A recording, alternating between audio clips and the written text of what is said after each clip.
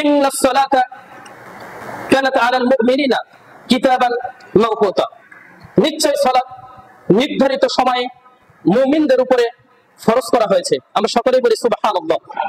নিশ্চয় সালাত, নিশ্চয় নামাজ নির্ধারিত সময়ে মুমিনদের উপরে ফরজ করা হয়েছে। এই নির্ধারিত সময় কি? এই নির্ধারিত সময় যখন আল্লাহ রাসূল সাল্লাল্লাহু আলাইহি সাল্লামের উপরে, আমরা সকলেই এই ঘটনা জানি যে মেরাজে যখন আল্লাহ নবী সাল্লাল্লাহু আলাইহি সাল্লাম গিয়েছিলেন, তখন আল্লাহ রাব্বুল আলামিন নবী মুহাম্মদ রাসূলুল্লাহ সাল্লাল্লাহু আলাইহি সাল্লামের মাধ্যমে মুসলিম জাতির জন্য 5 ওয়াক্ত সালাত ফরজ করে দেন। এরপরে জিবরাইল আলাইহিস সালাম আসলেন। জিবরাইল আলাইহিস সালাম এসে আল্লাহ নবী সাল্লাল্লাহু আলাইহি সাল্লামকে নামাজ কিভাবে পড়তে হবে এটা প্রশিক্ষণ দিলেন। প্রথমে তিনি প্রশিক্ষণ দিলেন এভাবে যে আউয়াল ওয়াক্তে সালাত আদায় করে। আউয়াল ওয়াক্ত বলতে প্রথম ওয়াক্তে সালাত আদায় করে। আর দ্বিতীয় বারে যেই প্রশিক্ষণটা দিলেন সেটা হচ্ছে আখির ওয়াক্তে, শেষ ওয়াক্তে সালাত আদায় করে। এই সালাতটা কি আদায় করে প্রশিক্ষণ দিচ্ছেন? জিবরাইল আলাইহিস সালাম। শুনছেন তো আপনারা সবাই? জিবরাইল আলাইহিস সালাম।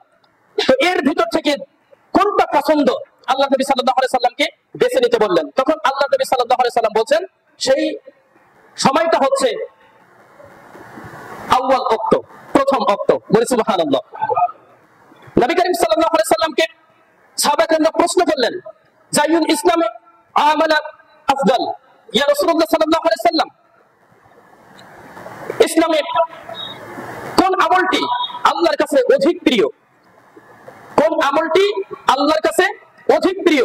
নবী করিম সাল্লাল্লাহু আলাইহি সাল্লাম বললেন, আস-সালাতু আলাল ওয়াক্তিহা, ওয়াক্ত মতো, সময় মতো, নির্ধারিত সময়ে সালাত আদায় করা আল্লাহ পাক রব্বুল আলামিনের কাছে অধিক প্রিয়। সুবহানাল্লাহ। তাহলে আল্লাহর কাছে প্রিয় সময় হচ্ছে কোন ওয়াক্ত? আউয়াল ওয়াক্ত, প্রথম ওয়াক্ত। সেজন্য আমরা কি করি? আমরা চেষ্টা করি যে প্রথম ওয়াক্তে সালাতটা আদায় করা।